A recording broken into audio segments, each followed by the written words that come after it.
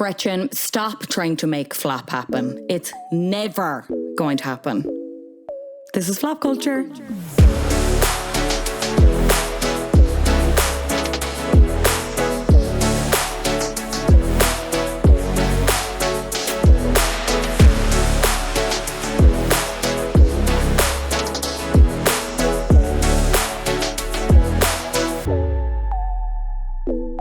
Welcome back to Flop Culture, a podcast where we mainly talk about flops, but we also talk about bops, pop culture, celebrities, everything in between. My name is Fionnuala J. I'm happy to have you here. Hope you enjoyed last week's episode with the wonderful Peter McGann on Bond. Some Bond casting news. We had producer Michael G. Wilson speaking with Deadline at a celebration for Bond's 60th anniversary this week. And he has said the casting for the role has not yet begun. Who is taking over Daniel Craig? He doesn't know, but he did say they're going to be in their 30s. They are going to be jaded. They are going to be struggling with the cost of living crisis. He didn't mention the last two things, but he did say, we've tried looking at younger people in the past, but trying to visualise it doesn't work. Remember, Bond's already a veteran. He's had some experience. He's a person who's been through the wars, so to speak. He's probably been in the SAS or something. He isn't some kid out of high school that you can bring in and start off. That's why it works for a 30-something. Some people have taken that as like a jab because some publications were reporting that Tom Holland was in the mix, which I scoff at because he looks about 14. And I don't think you can have a Bond that looks like he would be ID'd if he was going into coppers, to be honest. Could be wrong. That 30-something definition, though, I think means that like Tom Hardy and Idris Elba are also ruled out. But who knows? We'll have to wait and see. Without further ado, let's get into the news, shall we? Kim Kardashian and the case of the cursed cryptocurrencies, all with K's. What a terrible novel by J.K. Rowling. Kim Kardashian has paid US regulators more than $1 million, that's a little over 1 million euros this side of the pond, to settle charges for failing to disclose that she was paid to promote a crypto asset in a post on her Instagram page. The reality TV star, social media influencer and entrepreneur, who's estimated to be worth $1.8 billion, has agreed to pay the Securities and Exchange Commission, the SEC, $1.26 million to settle the charges. She was paid a paltry, you'll agree, $250,000 to post about crypto security tokens sold by Ethereum Max on her Instagram account in June last year. Kardashian, this makes me laugh, Kardashian asked her then 220 million Instagram followers, are you guys into crypto? Like a person at an afters, you know what I mean? It's 4 a.m, everyone's going like this. There's this horrible techno music in the background. You just want to put on ABBA. Kim Kardashian comes up to you, the biggest eyes you've ever seen. Are you guys into crypto? I don't know why she's from South Dublin all of a sudden, but anyway. The post did feature the hashtag ad, but the issue was with cryptocurrency, you have to declare more explicitly that you've been paid to promote it, but you also need to say how much you've been paid. And obviously, Kimmy wasn't going to be like, hey, guess what, peasants? Guess how much money I got to promote this currency that I can't explain to you? Loads. More than you probably make in a year. It included a link to the Ethereum Max website, gave how to buy the tokens, blah, blah, blah. Violation of federal security laws. Gary Gensler, he's the chair of the SSE, he said this case is a reminder that when celebrities or influencers endorse investment opportunities, including crypto asset securities, it doesn't mean that those investment products are right for all investors. Kim has agreed not to promote crypto assets for 3 years. She's cooperating with the investigation. However, she has not admitted or denied, like, isn't kind of getting involved with the regulators, that's a hard word to say, with their findings. She's not the first celeb that this has happened to. In 2018, we had Floyd Mayweather and DJ Khaled get similar fines for similar behaviour around promoting cryptocurrencies. My question is, why does she still do it? Why does she still do Spawn if she's as rich and as successful as an entrepreneur as she is?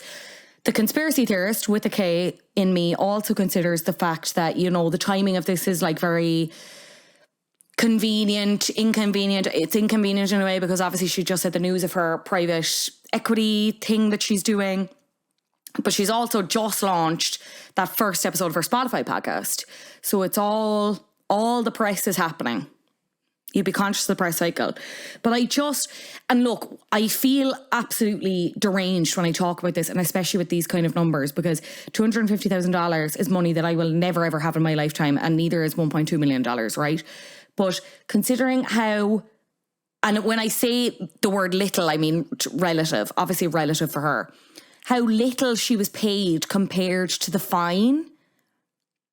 It boggles my mind why they still do it, why they still do Spawn and those weird loop giveaways where it's like, you need to be following Let the Lord Be With You. You'll get all these Louis Vuitton bags. Louis Vuitton has nothing to do with it. Louis Vuitton has never heard of us. Is it just that the money is so easy? Is it just that it's a case of I can put this up and generally face no consequences? It's the easiest money. She probably has like a drive of just old photos that can be doctored to include whatever product she wants. Bizarre. But then is it also just a case of, is her success actually not as successful as we've been led to believe? Like, I don't doubt that, you know, Skims, you on the outside, you would think is very successful. But that family are not, they've been known to fib about businesses, like Kylie Jenner exaggerating the worth of Kylie Cosmetics. That comes to mind here as well. Anyway, that's the end of that. I never, ever, ever, ever want to mention the word cryptocurrency on this podcast again. Ever. Don't let me do it. Significantly less tongue-in-cheek story now. Brad Pitt and Angelina Jolie have been locked in very intense legal battles since filing for divorce in 2016, and it's taken another turn since. But I suppose for background on this, just get people up to speed. Earlier this year, Brad Pitt had filed a lawsuit against Angelina Jolie over the ownership of the French winery the two had bought together in the 2000s called Chateau Miraval. Earlier this year, I think it was, Jolie sold the company to a company that's indirectly owned by a French oligarch, and people saw that as like, because this is what I've heard, Brad was really into the wine, it was more kind of his thing. And this was really seen as like a fuck you from Angelina, because hit him where it hurts. He was way more interested in this. She'd actually previously tried to sell her shares and he'd stopped her. But this week in a countersuit, Jolie alleges Pitt had choked and struck their children. Variety had the countersuit and they state that Pitt choked one of the children and struck another in the face in 2016. These allegations were previously reported as part of an anonymous lawsuit filed by Jolie that accused Pitt of assaulting her and their children on a private plane shortly before she ended up filing for divorce. In addition, Jolie told the FBI that Pitt physically and verbally assaulted her. However, the FBI did not pursue criminal charges, causing Jolie to anonymously file a Freedom of Information Act suit against the FBI to obtain documents related to the federal investigation against Pitt. So the thing with the new suit is that, like, most people knew this, or like it had been, I had heard about this on other podcasts about him being abusive and this taking place on a plane, whatever, blah, blah, blah. But basically the thing with the new suit is that it goes into greater detail than previous reports, stating that Pitt grabbed Jolie by the head and shook her, then grabbed her shoulders and shook her again before pushing her into the bathroom wall. Pitt then punched the ceiling of the plane numerous times, prompting Jolie to leave the bathroom. The filing continues. When one of the children verbally defended Jolie, Pitt lunged at his own child and Jolie grabbed him from behind to stop him. To get Jolie off his back, Pitt threw himself backwards into the airplane seats, injuring Jolie's back and elbow. The children rushed in and all bravely tried to protect each other. Before it was over, Pitt choked one of the children and struck another in the face. Some of the children pleaded with Pitt to stop. They were all frightened. Many were crying. And as I said, after this incident, Jolie ended up filing for divorce. And I mentioned it was last October, so October 2021, she'd attempted to sell her stake in the winery. He halted negotiations, forced Jolie to sign an NDA that would have contractually prohibited her from speaking outside of court about Pitt's physical and emotional abuse of her and their children. Not good. Not good, especially when you consider the tact that Pitt has been taking with his career and really kind of having a second wind for him. You'd wonder, was the skincare thing, I'd heard other people talking about this, like the ludicrous skincare line that he has that's so much money and he cannot even break down what his skincare routine is. people thought that might have been a way for him to filter money into there and tie it up into that so it doesn't get lost in all these lawsuits. But I suppose the sad thing is you see posts about it on Instagram and, I should say he's absolutely denied these claims. He hasn't denied all of them, but he said, I'm paraphrasing, but he's basically said that every time this story comes out, there's new details added. And he's admitted to wrongdoing in some areas, but not everything. But it is really sad to look at, you know, the Instagram posts or whatever talking about this story and seeing again, like, you know, people are already like comparing Angelina Jolie to Amber Heard, which is another discussion for another podcast, certainly not this, but it kind of gives me full body clench. This is only the tip of the iceberg of this, though. I didn't even really want to talk about it because it's not that posy, but it just seemed like an inescapable story this week. To end on a slightly lighter note, not necessarily for them, but for us, I'm still laughing at this headline from People magazine.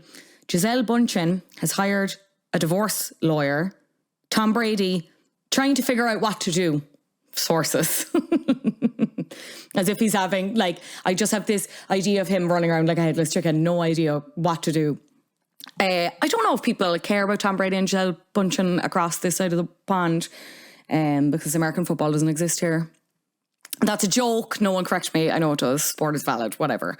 But I just imagine wanting to shag a football so badly that you end up getting divorced. You know what I mean? Losing your wife to a football, whatever. Sources had previously told people that basically that there'd been this rift had been brewing between him and her, and it began in part when he went back to the NFL earlier this year after a brief 40-day retirement. Tom, what are you doing? Just retire. Whatever about any other people getting cross. Do you dream of Labour, Tom Brady? Do you dream of Labour? We're trying to stop capitalism. Join us, won't you? If I could retire tomorrow, I would. 40 days, and he was like, oh, I miss it. I miss it so much. I miss it so much. I need to go back. Get a life, honestly. Get a life. Let's talk flops, shall we? My next guest joins me to talk about an American psychological thriller which Rotten Tomatoes describes as distasteful and ludicrously plotted. This is truly an out-and-out flop, and I'm so thrilled to have writer and DJ Louise Bruton joining me to talk about it. Let's get into it. This is I Know Who Killed Me. Louise Bruton, it's a goddamn pleasure to have you on Flop Culture. Oh, I feel like I've been waiting for this day all my life. Not just months, because I have, but all my life. Fionnuala. What did you pick? Don't keep us in suspense. Okay, so I've gone for one that people may know very well or may not know at all, because it's so out there. It's Lindsay Lohan's movie, I Know Who Killed Me. Which Harry has extremely strong feelings on. Yeah, Harry will have a lot of feelings here, and it's great that he's riled up now.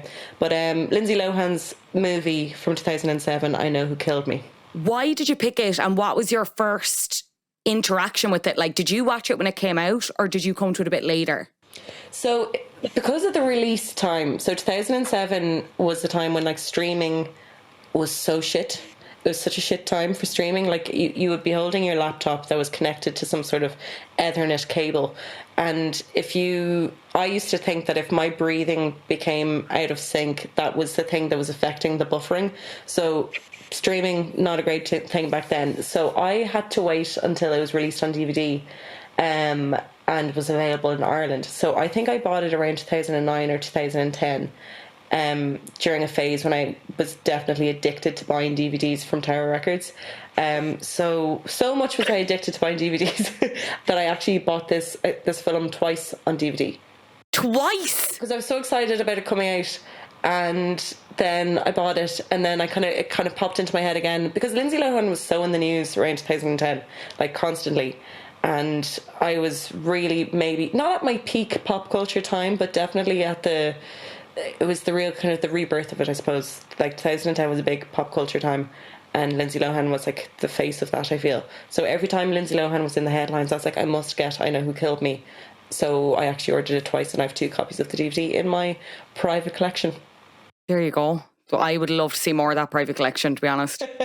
It's mostly from that time frame of my Tower Records DVD buying addiction. So there's a lot of 90s horror and thriller things. Lindsay Lohan features in 3 films. So, that's Says it all. Says it all, yeah. What is I Know Who Killed Me about?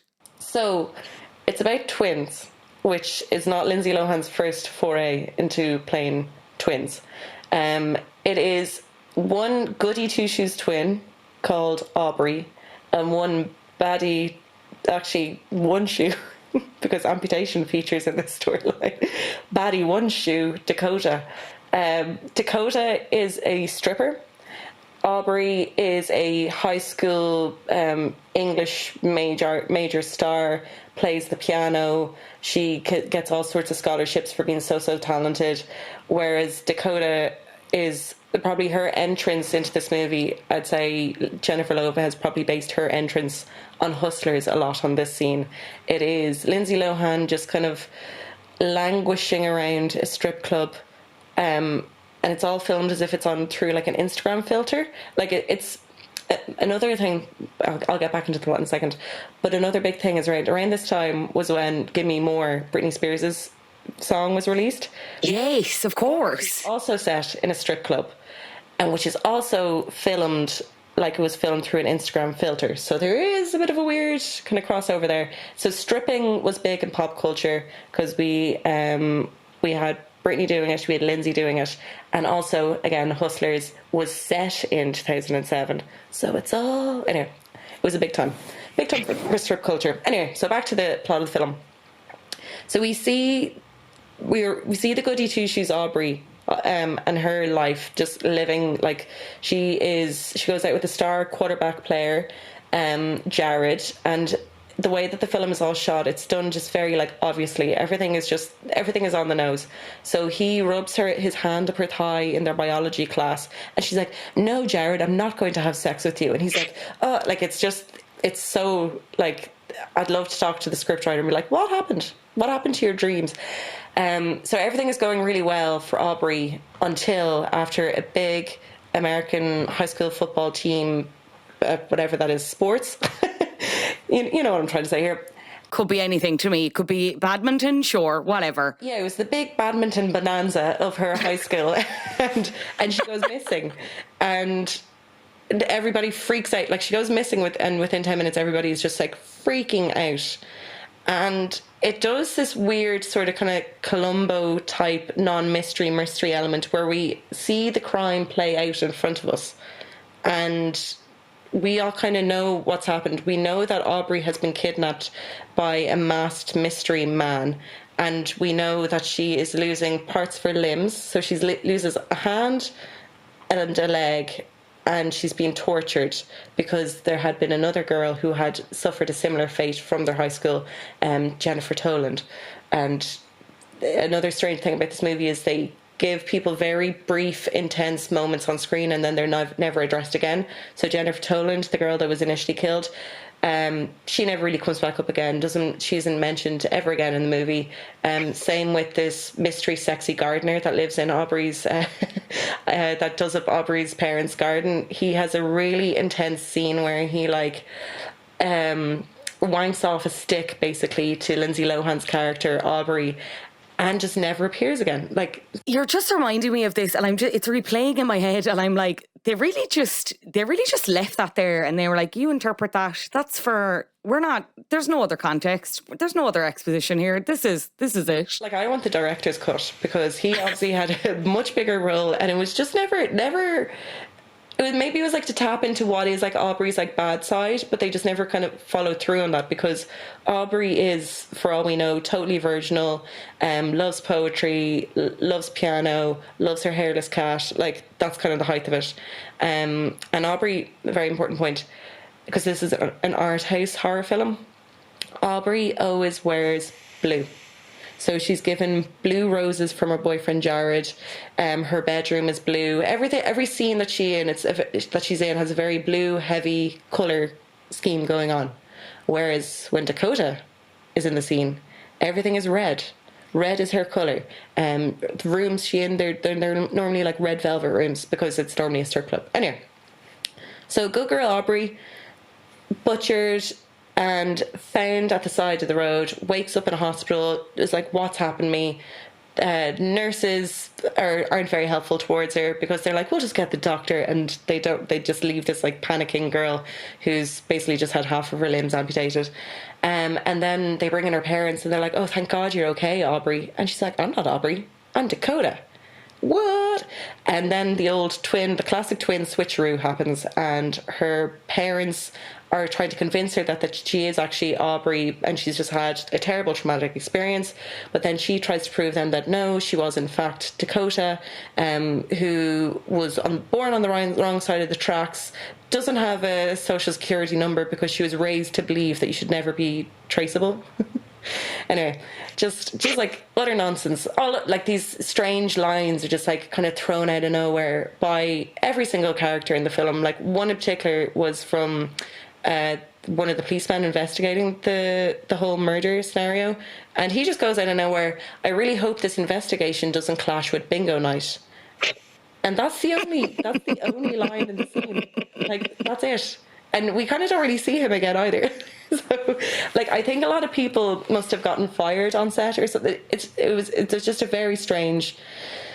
Anyway, an important thing to mention about this movie is that it's really confusing, and there are basically two storylines and they happen in different timelines. So we've seen everything happen. We've seen Aubrey be kidnapped. We've seen her be tortured. But then when Dakota is brought on, we eventually get her story. So she's living now as a newly amputated lady. She has to get a robotic hand and a robotic leg, and we're very told cleverly by one of her kind of like OTs or physios that if ever she runs out of battery, it'll be like dragging a dead leg around. So that's another one of those strange kind of lines that stuck in the script somehow. So as she has somehow just been placed back into the Aubrey household, she does the bare minimal to try and prove that she isn't actually Aubrey. And I think there is probably a lot of things that she could have done to prove that she was Dakota, which was show them her house or bring people to the strip club where she stripped every night of her life. But instead, she just decides to have sex with Aubrey's boyfriend, and then she somehow develops this weird telekinesis with the twin. And she gets these like secret messages that appear that sound kind of like the rustling of leaves in the wind, kind of going like Aubrey, like it's that kind of thing that's going on. And she is then dead set on finding Aubrey because she somehow knows that she's still alive. Now, another big mad thing to happen is the two parents are very present in this film, and it isn't until maybe 3/4 of the way through that, absolutely massive spoiler alert here, that when the mother was in labour, the baby she was pregnant with died. So the father roamed the maternity wards, found what they describe as a crackhead, and it's unfortunate that is the description that they use all the time, but they find a woman who gave birth to twins, and he was like, she had one to spare. So he took one of the twins, gave it to his wife, and they just left the hospital really easily with this other woman's child. So they were in fact twins, but they were raised on literally different sides of the train tracks. So that's what happened. Are you still with us, listener? Are you still there? Do you want to be with us? So then it just kind of turns into sort of like a very strange episode of like, Are You Afraid of the Dark? Where bad Lindsay Lohan can hear that good Lindsay Lohan is still alive. And she brings the dad who confessed all of us that he stole a baby off another woman in the maternity ward. And she has just like miraculously like figured out the mystery through some sort of like cosmic message sent through a mirror in her bedroom. Like, I know it sounds like I'm speaking in tangents, but this movie is entirely made in tangents. So like I must... No, it is. As I also watched this, I can confirm. Yeah, and she just immediately knows to go to the to Aubrey's piano teacher's house. And lo and behold, there they find a room that is just full of prosthetic legs and prosthetic arms hanging from the ceiling. And then eventually she kind of gets pulled towards this grave, and it's not quite sure when Aubrey was buried there, but she was buried there in a stained glass blue coffin box, and for some inexplicable reason buried in a wedding dress. And Dakota's able to dig her up with her robotic amputated prosthetic leg and arm. Yeah. Because while the leg has run out of battery, the arm is supercharged, and she burrows like a little rabbit squirrel, and she somehow finds a still alive Aubrey, and the two of them are delighted that they find each other, and they curl up graveside, and that is the end of the film. And what are the lessons learned? I don't know. Like, my knowledge of this movie, and we'll get into it when we talk more kind of about Lindsay and the context of her career and where she was, but what I knew of this movie was she was on the way out. And when I say that, I mean in terms of like celebrity, tabloid culture, we were really getting to kind of its peak, and her falling out of, that public favour in a big way because she was going out and people didn't like that and everything else. And she just had a run of these kind of bad projects. So when I sat down and watched this, I didn't think I'd like it, right? But I fucking loved it. Spoilers. It was 50% what I was expecting and 50% not. Like, I wasn't expecting it to be as art housey as it was. Like, it's very, indie movie, every single cliche you can think of there. You're talking about the colour and the filters and blah, blah, blah. And then it has all the other things that I knew I was going to get, like that stuffed dialogue, these really weird moments, the absolutely insane plot. But I'm going to be honest, and I still loved it, don't get me wrong. It had me for the first, like, maybe 50%, maybe going up to 3/4, 75%. I was like, no, this is good. Like, it's a bit mad. It's not, like, great. It's obviously not meant to be prestige, but, like, it is good. And then, because I really thought it was a tale of reincarnation as opposed to twins. And then when it started getting to be twins and, like, the dad's in on it, and then the piano teacher, and then she's hearing things. The madder it got, I was like, oh, you're making it hard for me to defend this. But it's also just so good in other ways because it is that madness, because it leans into that madness. Well, we've completely skipped over the main part. So when Aubrey has been kidnapped and has been tortured and is losing all of her limbs through because of the piano teacher, on the other side, Dakota had not been kidnapped, but she was experiencing something called stigmatic twins, so as Aubrey's fingers are being cut off, Dakota in her real life, her finger would just start to rot off. And she was in the middle of a performance in a strip club when loads of like blood just starts pumping out of her hand. And she wraps it up, but she sees that her finger is like falling off, and she just wraps it up in a big towel. And the madame of the strip club is like, "Oh, you better take another towel home."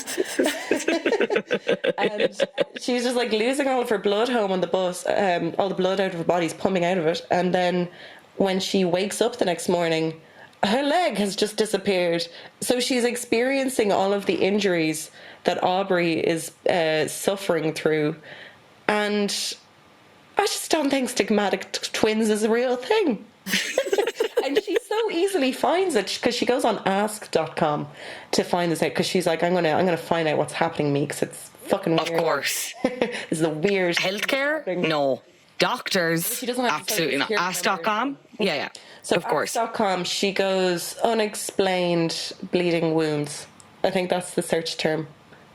And I had completely forgotten about, there's so many, these little tangents, these little moments that just, it's deeply layered. I think that was the thing. I really thought this was going to be very one note, and in some ways it kind of is, but there is so much to this. It's a blooming onion, like just constant, like it's unfurling. You think you've eaten one layer and it's a bit relentless. It keeps you guessing, and I suppose that is the magic of cinema. right? I'm obsessed. Where was Lindsay at this point in her career, and what do you make of her performance in the movie? No, she gave it her all, I'm not going to lie. Like, she did some good acting. Now, I have always believed that, like, I know we're kind of in a bit of a renaissance. Is that what we're, yeah? Lohana Sant, whatever. Yeah, the two words come together. Yeah, actually, Lynn Sant makes way more sense. Why the fuck? Ignore me. Carry on. So I think we're due it. Like, I'm not really buying into all these kind of like Hallmark Christmas films and stuff that she's kind of got lined up. I believe we got maybe another 5 years and she's going to have her moment. So, but in 2007, it is really peak of her entering, kind of like getting all the DUIs. Breaking up with Wilmer Valderrama, getting with Samantha Ronson, falling out with all of the pop gals like Hilary Duff. So a big kind of turning point in her career seems to have been in 2005 when she was filming Herbie Fully Loaded. If someone please come on and talk to me about that movie as well, FYI, just DM me, we'll do it. Fucking love that movie. Love talking cars. Obsessed. So Herbie would have come just after Mean Girls, and I think in her mind maybe Mean Girls was the bookend to her playing teenagers, but then Herbie Fully Loaded happened, and I think that's actually when the Lindsay Lohan, Hilary Duff, Aaron Carter big fallout happened, and she probably just wanted to be a bigger kind of Hollywood star than she was, but she's very much stuck in the Disney canon. So then she kind of took this movie role to be shocking, but like her private life was quite shocking at this stage, because like loads of, like, she was just like a staple feature of like Perez Hilton at this stage. And I think it was around when like loads of photos of her leaked where she was like licking knives at a house party, and at the time, iconic, something we all do. At the time, that was like, oh my god, girls gone wild, and it's like, well, wait till you see Lindsay in 2011. But this was just her just basically going out on the Raz a lot, and it was also kind of not that long after when Georgia Rule happened, which was where famously she claims she was just like an hour late to set, but apparently she delayed like production loads. And Jane Fonda had written her a letter just to be kind of like, get your shit together, you're letting loads of people down.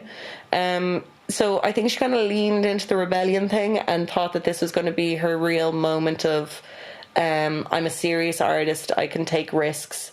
And this kind of like turning point doesn't always work out well for a lot of actors, because I know like say Katie Holmes would have done something similar after Dawson's Creek, where she did that film Go, which was all about like taking drugs at a rave and getting kind of messed up with lots of bad guys. And while that was a good film, it just didn't really kind of do much to kind of like turn her career right around. But I think that was what Lindsay was hoping to do. But it just kind of fell into the big joke pile of what her career actually kind of became shortly after that, because she didn't really have a career. She just had loads of scandals surrounding her.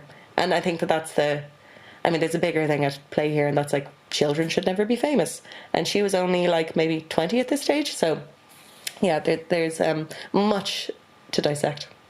Jesus Christ, she was so young. There's like, I don't know why I have it in my, I'm like, she's older. Like, of course she is. She's not. It's just that I'm so used to seeing her, which I shouldn't, because children should not be famous. It goes back to that point that you just said. Yeah, like nobody should be famous, really, if we get down to the bone. Actually, correct point. But then I'd have nothing to talk about, and neither would you. Yeah, exactly. So. I mean, like, we'd have absolutely nothing to do with ourselves. But yeah, so she really became just a victim of the celebrity of her, and it was like very, very sad as well, because like she also tried to have like the singing career as well. Which I'm a huge fan of, obviously. So she would have had her 2 albums, which was like Speak in 2004, 2005, and then A Little More Personal, brackets, raw, close brackets, which was in 2005, which has the amazing song, Daughter to Father. Do you know that one? Confessions of a Broken Yes. Yeah, amazing. So good. So again, I thought that maybe she thought that was the direction where she was going to go, and where she was going to be a bit of a Jennifer Lopez, where she surprises everybody with the fact that she is actually like a triple threat. Because lest we forget, Lindsay Lohan also had a leggings line at this stage, which was... Never forget. I think it was called 6126. No, that doesn't make sense. It was something... Yeah, 6126, which was... Marilyn Monroe's birth date, because she saw herself as a Marilyn Monroe figure. And Of course. Megan Fox actually said, compare Lindsay Lohan to Marilyn Monroe, and I'm paraphrasing here, saying something like, Marilyn Monroe wasn't respected in her time and she was considered talentless, and look at her now. But it was seen as just like a huge diss to Lindsay, just to be talentless and kind of a laughing stock. And of course, obviously, Marilyn Monroe famously loved leggings. Loved them. The girl could Loved move them. for a pair of leggings. Why do you think this flopped then, and how responsible is Lindsay, in your opinion? Now, the director, Jesus Christ, like he blew his load on this one, just not really knowing if it was going to be like a film noir or like a teen horror. Like, it could have been a very good teen horror. It could have fallen kind of similar path as like Urban Legend or like Skulls. Do you know, those kind of silly sorority type horror films. It could have been that, but this wanted to be a serious movie, and anything that was funny in it was very unintentionally funny. And no, Lindsay acted her chops off, and I'll give her that. I will give her that. But the dialogue was pretty terrible.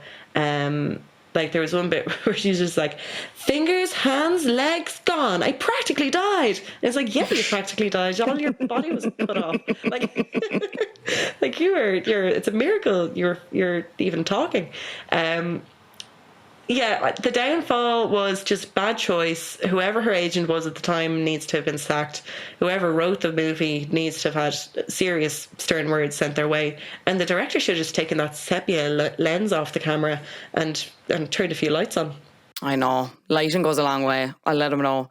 It has kind of gotten this second life as a, you know, that kind of teen horror, kind of like there's been critics come out in 2020 being like, yeah, obviously it's not a classic, but it's, in their opinion, it's really misunderstood, and it's often shown at, you know, like horror screenings and stuff. And I couldn't agree more with you. I meant to say that it just falls so well in that category, but it's also trying to be that film noir, that indie film, that taking itself too seriously when it's very much, maybe just take this as face value. It's a bit of fun. It's mad. It's mental. Yeah, and there was like a huge bit of scandal, I remember, around the fact that Lindsay Lohan was getting pole dancing lessons, and that was meant to be the big shocking feature, that she was playing a stripper, and there's not much stripping in it, you know, like it was just where was the stripping? No, there was only like 2 stripping scenes in it, and there was just so much chatter about her getting all this training, and I don't know, I suppose we've come a long way and we've been spoiled with good stripper films, because we've seen what Jennifer Lopez can do, but then how cruel is it to compare anybody to Jennifer Lopez? And, you know, she could have had that career. She could have been the singer, dancer, actor that that's how I feel, how Jennifer Lopez is. But, I don't know, just Lindsay, I think, just kind of became sort of like the Walmart version. You sound like a spokesperson for big stripping, I'm not going to lie. But I'm here for it, to be honest. Listen, it was so big in 2007, and it's continuously big, but 2007 was a big time for it. And was this... No, this definitely came later, but it's just when I think of like stripping and like stripper poles and like the scandal in pop culture. What year was Miley at that awards show with the ice cream van and there was a pole on it for some reason? Nickelodeon Awards. Oh my God, I'd be willing to bet that was... I mean, am I allowed to Google? I'm Googling. I think while I ramble, I think it was the Teen Choice Awards, and I'm 90% sure it was Party in the USA. It was. I don't know why. Party in the USA. I remember it being like, oh my God, and then again, it's like, okay, wait a few years at the VMAs, just wait. And even at that was nothing, but it's so funny, like how revisionist it is. But it is interesting that it was that point in like pop culture where these young women were actually really not doing offensive things whatsoever. But the way the conversation at the time went was, you're whores.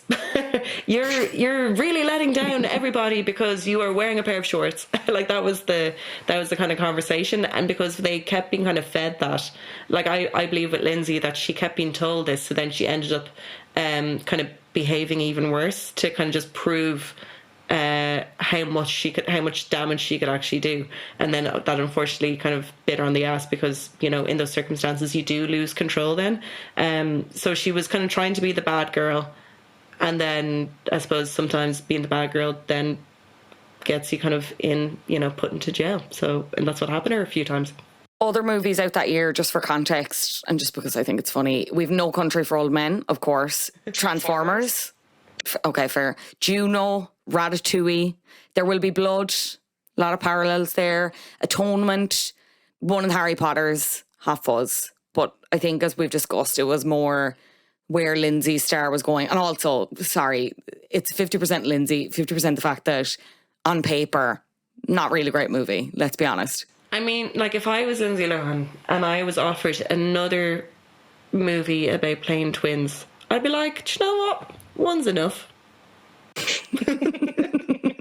I mean, one is loads, thanks. Yeah, I've done that. I've proven to you. And like, another hilarious thing is that these two women were brought up in very, very different worlds. One extremely upper middle class America, kind of white picket fence. Other one raised basically in like a tenement, and they both have the exact same hair. They both have the exact same like complexion. There's no physical difference in them whatsoever. Like, if I was in kind of costume or makeup, I would have maybe scuffed up Dakota just a little bit. Yeah. Taken scissors to her hair. I don't know. Like, they're both. They both. Oh yeah, she shouldn't be having layers. Like, you know what I mean? Like, it was when she had that lovely brown hair, that lovely like auburn rich hair. Oh, beautiful! Like, luscious. She looks stunning in the movie. Like, can't knock her for that. And it was like Lindsay, because in part of my research for this, which was loose, I'll tell you that much. But she did some amazing kind of modelling shoots around that time as well. Now, with the problematic Terry Richardson, which would have been a lot of like photos of her like licking guns and that kind of thing. But then Bryan Adams does some amazing photo shoots with her, and I mean, he's good. If he ever quits the music, the old photography, will definitely back him up there. Brunette Lindsay, her power is too much. But that kind of brings me to my next question. In the unlikely event that they were ever to reboot this, even as a movie or like a TV series, who would you cast? Or is this just so intrinsically Lindsay? Well, I remember when like Emma Stone first stepped on the scene, everybody was like, she's the new Lindsay Lohan, isn't she? And I feel like there is sort of a kind of like a what if there, like, what if things had actually kind of gone the way Lindsay had wanted them? Could La La Land have been Lindsay Lola Land? You know? LiLo Land. LiLo Land, she'd be into it. Yeah. So yeah, no, probably, yeah, I could have seen like Emma Stone, a younger Emma Stone, doing this, which would have been probably like if she was to do the like MTV reboot of I Know Who Killed Me, which, you know what, I could see that happening. I feel like this would be the thing if Emma Stone did it, that they'd roll out on the late night talk shows to kind of like embarrass her. To be like, remember you did this and it was mad, and Jimmy Fallon's like laughing and he's slapping his knee, you know? Yeah. Or Max from Stranger Things. Like, yes. Like, the cast of Stranger Things, they're all like, they're the ones to watch who are going to do the really dodgy kind of bits of TV or film next to prove, yeah, no, I'm actually a grown-up, I'm a serious actor. Like Billy Bobby Brown, that's her name? Millie Bobby? Whatever. Millie what? Millie? I don't know. 11. Millie. Millicent. She is going to be doing some very, very dodgy movies. But I suppose the fact that Max has Taylor Swift in her camp proves that she's probably going to go kind of in a better direction. But if I had my way with the world, if there was an I Know Who Killed Me reboot made straight for MTV, it would be Max from Stranger Things playing Lindsay Lohan. That is incredible casting. That's so good. Thank you very much. How would a sequel look to you? Because I watched this and I was like, okay, the two of them are dead. And presumably, you know what I mean? Presumably that's what happens or whatever. But like, in an ideal world, they're both alive. Something's happened. What does that world look like for Aubrey and Dakota? Okay, so the fact is that we basically, like an episode of Columbo, we know everything that has happened and we're just waiting for like the writer or the director to catch up. So this would obviously be called I Know Who Killed Me Too. So that would be Aubrey just basically retelling everything to Dakota and be like, yeah, that's what happened to me, and then her retelling everything, and then we'll then see it from the piano player's perspective. So that would be the absolute nonsense storyline where it's like, yeah, we all know that he did this to you, but yeah, we have to hear his side of the story so that we will figure out kind of why he did kill the two of them. And that would be I Know Who Killed Me Too. I Know Who Killed Me Too, Kill Harder, etc., etc. Louise, it has been an absolute pleasure and an education. Thank you for allowing me to watch this, finally having an opportunity to watch this and sit down and immerse myself in it. Where can people find out more about you and DJing and everything like that? I'm not 100% sure when this is going to come out, so I'm not sure on dates. But if people want to find out more about you and hear you be an incredible DJ, where can they find that? Trust that no matter when this comes out, that there will be a party. there will be parties. Yes, there's always a party. I am largely kind of inactive now on Twitter, but I'm Liberace there, and I'm also Liberace on Instagram, but I only let some people follow me, so it's quite I like to play a nice game of chase. So don't be adding her, you freaks. Don't be adding me, I don't want you. But you can find me DJing as Lou Brew or the Pop Dungeon. And I it's not that hard to find me in that sense because I'm kind of everywhere. But yeah, so yeah, just come for me if you like the pop tunes or if you want to talk about Lindsay Lohan. I'm really happy for both of those things. Incredible. I will add any dates that I know of when I do release this on social media and in the show notes for this episode. Louise Bruton, it has been an absolute pleasure to have you on Flop Culture. Way! And you can watch I Know Who Killed Me somewhere on the internet. Don't ask me where. A big thank you again to Louise. You can find her DJing at Westival in Westport on October 28th and 30th and in All My Friends on November 4th. So go check that out. We are at the beginning of the Lindsay Lohan Renaissance. We got news of the Christmas movie that she's going to be in, Falling for Christmas, coming to Netflix with Cord Overstreet. His name is not on the poster as it should be. This will be going to Netflix November 10th. Very excited. I think this is the one she's been filming in Ireland, right? Or she's been filming... that's the one about someone getting married, isn't it? Let me have a cursory Google here. Lindsay Lohan movie, someone getting married. Apologies. That movie is Irish Wish. She plays Maddie in that, and it's coming out in 2023. Cannot wait for that. That's also coming to Netflix. Very exciting. Very, very, very excited for that. Let the Lindsay Lohan Renaissance continue for many years to come. Finally, let's find out who is top of the flops this week. You're a flop. Top of the flops this week can only be Kanye West. Have you ever witnessed a man squander talent and goodwill in such a spectacular way? He has obviously been on, I was going to use the word journey, which is an annoying word anyway, but in this context doesn't really seem right. He has been going through some things over the last few years, and I suppose more so in the last year and a half, where, you know, I think the fall from grace has been more public and more spectacular than ever. But I feel like we watched him harass Kim Kardashian online for the best part of, I don't know, a few weeks. And most of us agreed, I would hope, that that was bad and shouldn't be done, and that's a bad thing to do and not great. He disappeared off the internet for a while, came back, and obviously hosted this secret catwalk event at Paris Fashion Week this week for his Yeezy clothing line. And people went in good faith to cover it, which I'd have my own questions about, which I'll get to later on. But the catwalk event featured models wearing T-shirts with the slogan "White Lives Matter." And then on the front, it had a photo of Pope John Paul II. He had Candace Owens there, right-wing commentator, conservative commentator, as a guest at the show. In a speech before the show, he talked about everyone here knows that I am the leader. You can't manage me. This is an unmanageable situation. He's talking about the robbery with Kim in Paris, loads of other things. Scooter Braun, his recent falling out with Gap. Naomi Campbell's in the show. The show features a children's choir. Northwest is singing in the choir. White Lives Matter has been defined as a hate statement because it was a statement that was reframed against the Black Lives Matter movement, which was a phrase used to protest against brutality.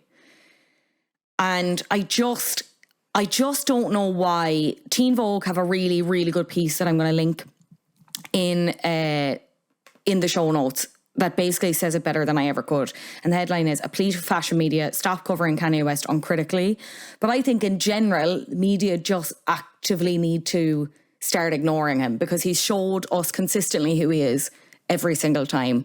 This isn't just mental illness. This is narcissism on full show.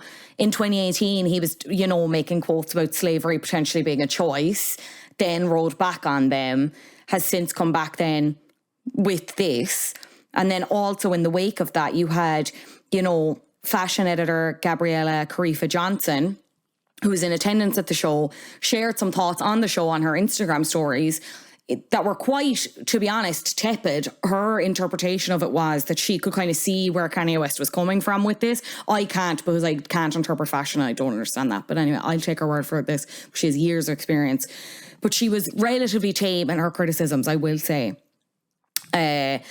She shared posts like this on her Instagram stories, and he started basically just immediately firing back at her, but in a way that wasn't even relevant to the conversation that initially began, like posting derisive comments about her, sharing pictures of her. In one picture, she's obviously wearing a certain outfit and she's wearing boots, and he's saying that Anna Wintour would hate her boots. Then he's sharing a screenshot from someone else who's basically texting him being like, "I don't think you should insult that writer." It's like, I absolutely 100% believe in redemption. I believe people can make mistakes. I can acknowledge talent. And that's probably one of my slip-ups here, and why I've enabled Kanye in my mind, and I've turned a blind eye to a lot of things. But this is someone who has gotten away unchallenged over lots of things for many, many years. And this is the direct result of this. He's shown us who he is. Maybe we need to stop paying attention now altogether. Fashion media, popular media, everyone just needs to stop enabling this, because it's beyond not funny. It's beyond just any words. And I just actually think that's the only solution to maybe getting him to stop and taking a look in the mirror, because everything he does is performative. It's for the benefit of others, for the gaze of others. Enough's enough, in my humblest of opinions. Flop. Huge capital F flop, Kanye West. Give it a rest. Give it a rest. Thank you so much for listening to this week's episode. We are on Instagram and TikTok under flopculture_pod. You can get in touch at helloflopculture@gmail.com. If you leave a 5-star review in your name or nickname on Apple Podcasts, I will recommend a bop or a flop to you. And you can also leave a 5-star review on Spotify. Today's bop is for Kian R_94. Kian, Charlie Puth releases his third studio album, Charlie, tomorrow, and he's talked about how he wishes that this was his first album, like if he could do it all over again, this best represents him as an artist, blah, blah, blah. But that's not the recommendation I have for you today. No, I have two in one here, and the first is an episode of a podcast called Popcast from the New York Times, and the episode is titled Charlie Puth and Shawn Mendes Would Be Pop Kings. This podcast got me on to Charlie Puth, specifically his second album, Voice Notes. Go listen to it. It is so good. I will not stand for Charlie's self-erasure of Voice Notes. The best tracks are Boy, Slow It Down, Empty Cups. Go forth and enjoy. It is just pop perfection. I'm hoping Charlie is even a fourth as good as those songs on that album, because if it is, we're probably in for one of the albums of the year. I'm very excited. Thank you so much. I will be back with you again next week. Today's podcast has been edited by Adam Shanahan. Artwork, as always, by the lovely Brian Lambert. And until then, I will see you next week. Goodbye.